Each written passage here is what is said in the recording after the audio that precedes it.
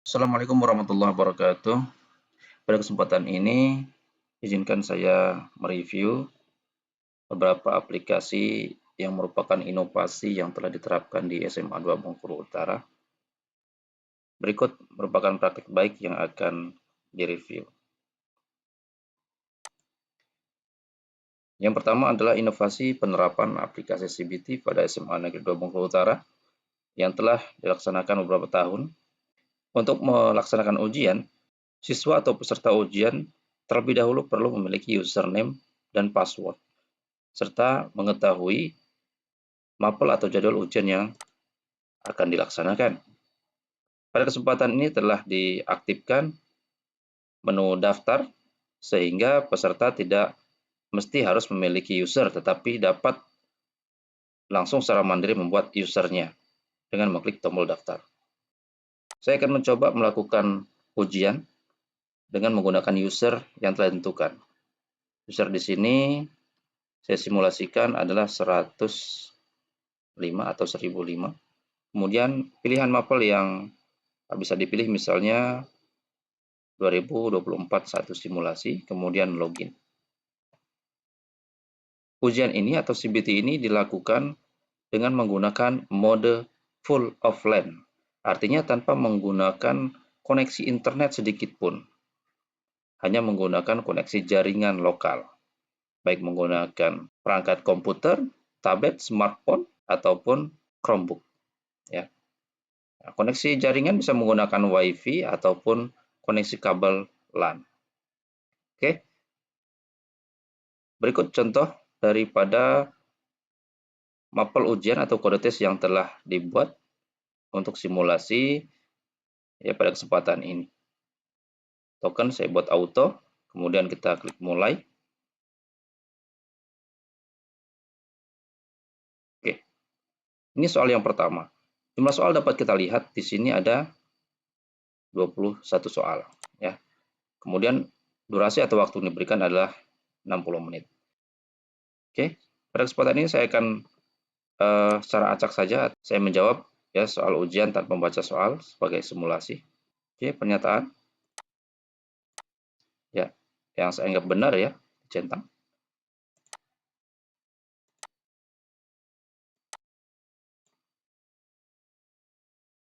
Oke, misalnya oke.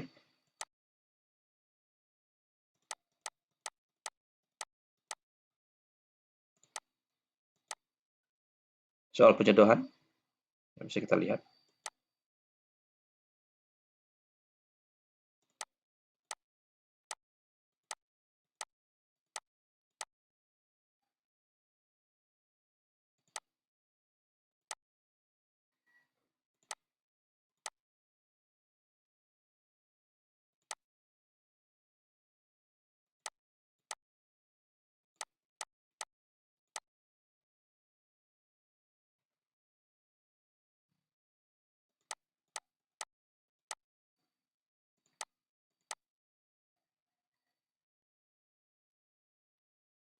Soal benar salah kembali.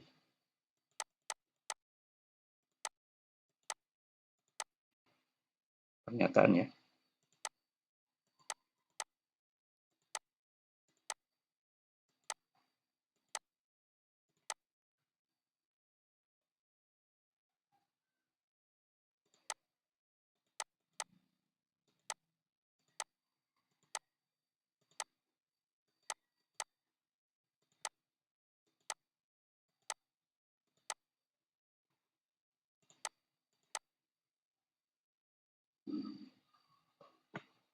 Multiple choice.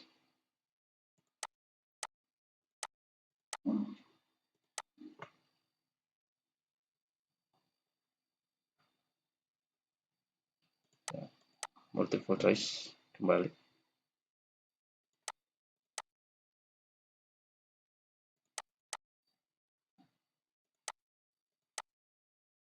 Benar salah.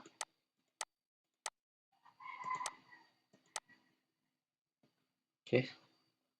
Soal hitungan, option pilihan ganda. Oke, penjodohan kembali.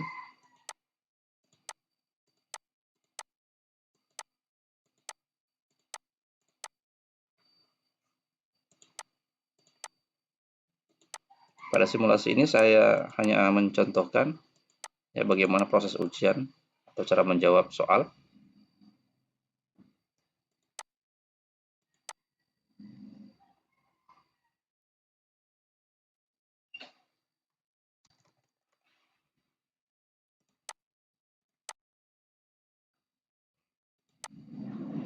Oke, asin, es batu dingin, gula manis, cabai, gas. Ya, simpan, selesai. Semua soal sudah terjawab. Ya, semua kita selesaikan. Ya, lihat nilai. Iya, nilai atau skor dari soal ini adalah 112 yang diperoleh saya ketika melaksanakan ujian atau CBT ini. Dapat.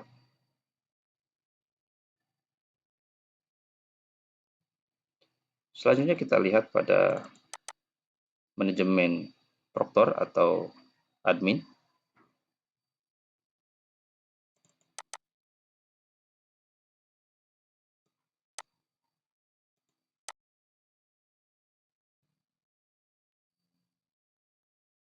Oke, status tes.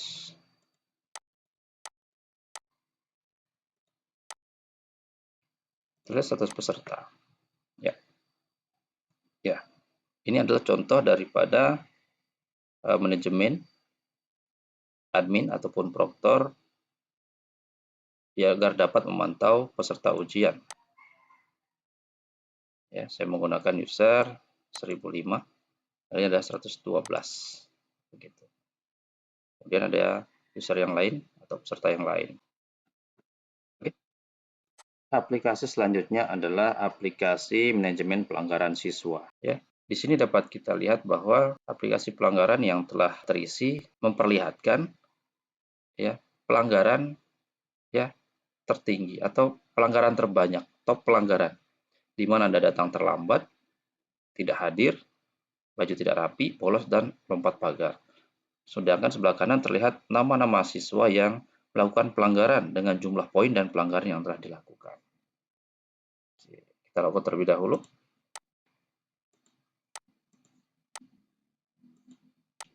Untuk melakukan input pelanggaran, saya menggunakan user guru BK.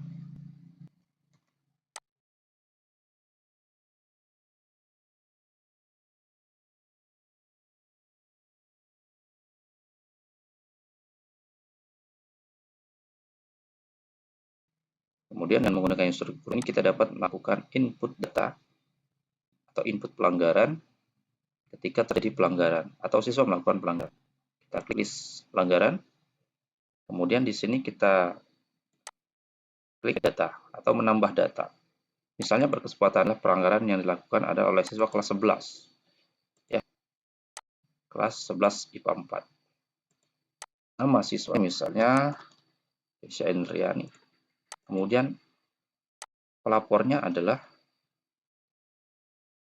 sini misalnya guru piketnya ya. Guru piket, atau saya login dengan menggunakan user guru BK. Kemudian guru BK-nya adalah yang bersangkutan. Kemudian pelanggarannya adalah bolos. Oke, catatannya tanggal 14 Oktober BS bolos jam pelajaran ke-5.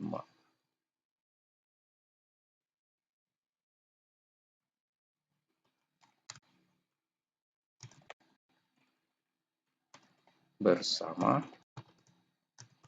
beberapa teman lainnya. Seperti begitu ya. Kemudian kita klik submit. Ya, simpan. Oke. Nah, untuk menginput pelanggaran yang lain terhadap siswa yang lain ataupun siswa yang sama di hari yang berbeda, klik kembali edit data. Begitu. Ya, sehingga setiap pelanggaran siswa tercatat dalam sistem ini. Ya, sebagai contoh di sini ada berapa nama siswa yang melanggar dari segi kehadiran. Untuk melihat list siswa, dapat klik di sini.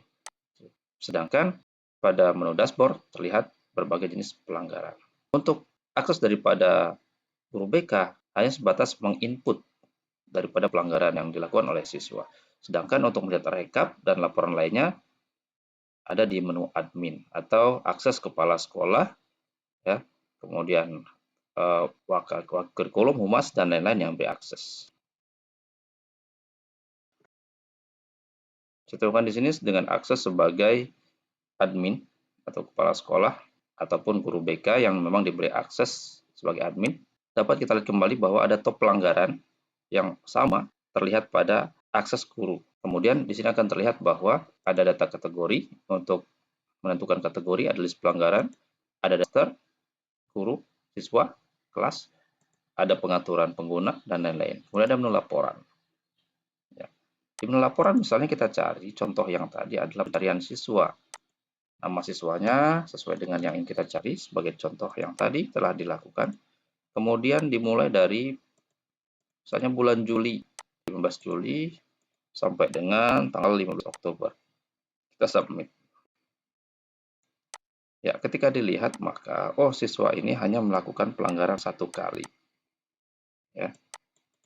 Ya, bolos tanggal 14 Oktober. Yang bersangkutan bolos dari jam pelajaran kelima bersama beberapa teman lainnya. Ya, dilaporkan pada tanggal 15 karena kejadiannya di tanggal 14 misalnya. Ya. Poin pelanggarnya 10. Ya, contohnya seperti itu. Lalu bisa kita ekspor ke PDF. Ya, akan terlihat bahwa ada surat keterangan pelanggaran yang dilakukan oleh siswa. Semakin banyak pelanggaran yang dilakukan, maka akan semakin banyak juga list di surat ini. Ini sepintas terkait aplikasi pelanggaran. Ya. Ini adalah absensi. Ya. Pada aplikasi absensi, sebagai guru mata pelajaran ataupun sebagai ketua kelas maupun sekretaris yang memberi akses untuk melakukan absensi dapat melihat bahwa kehadiran siswa setiap hari dengan rekapan sebagai berikut. Kehadiran hari ini, kehadiran minggu ini. Kehadiran siswa 12 PS1 yang bersangkutan alfa. Kemudian untuk melakukan absensi, apel yang mengajar di kelas ataupun ketua kelas sekretaris yang absensi dengan memilih menu absen dan klik absen, lalu dapat melakukan proses absensi dengan menggunakan dua alternatif. Pertama dengan melakukan scan barcode, ya, scan barcode. Nah, pada kesempatan ini kamera ini tidak berfungsi karena saya melakukan recording, bisa dilakukan dua fungsi oleh satu kamera, ya, ataupun menggunakan smartphone maupun HP siswa, misalnya HP ketua kelas atau HP sekretarisnya ataupun HP smartphone dari Bapak Ibu guru yang mengajar di kelas. Login ke aplikasi absensi, kemudian klik scan barcode, lalu scan barcode siswa. Nah, bagaimana ketika barcode-nya hilang? Maka dapat menggunakan alternatif kedua, yaitu dengan mengklik tombol kehadiran yang ada di sebelah kanan nama siswa. Misalnya ketika yang bersangkutan hadir, maka klik hadir. Ketika yang bersangkutan misalnya sakit, diklik sakit, seperti itu. Alfa dan seterusnya. Ketika diklik alfa, jelas tanpa keterangan yang bersangkutan. Maka di sini tulis. Ketika diklik izin, maka bisa ditulis keterangan izinnya kenapa. Begitupun ketika yang bersangkutan sakit, itu sakitnya sakit apa, sudah berapa hari, dan seterusnya. Ya, dan halnya dengan hadir. Ketika dia hadir, diklik hadir, maka otomatis langsung tersimpan karena memang yang bersangkutan adalah hadir.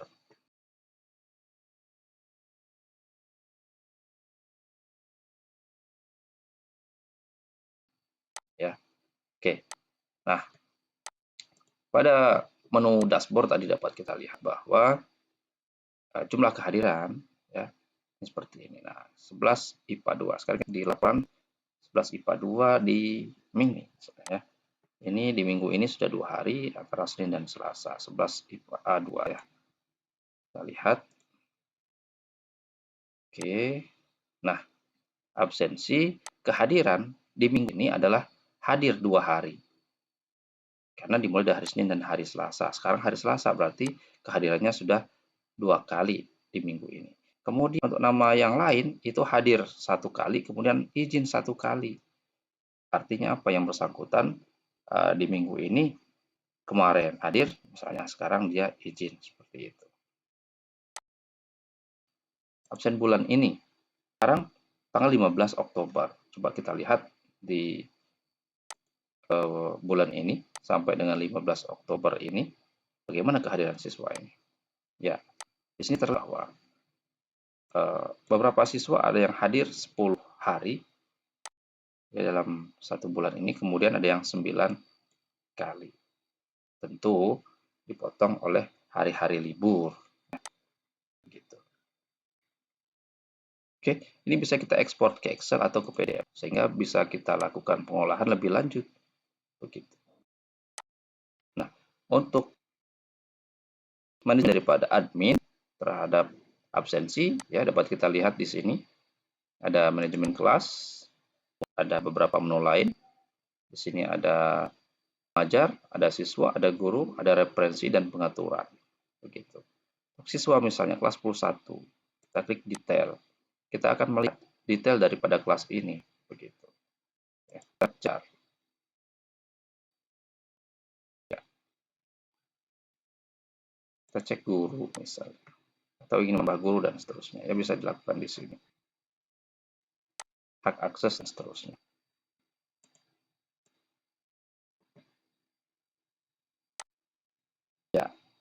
Ya, saya kira itu yang dapat saya berikan review terkait beberapa inovasi CBT, pelanggaran siswa, dan absensi.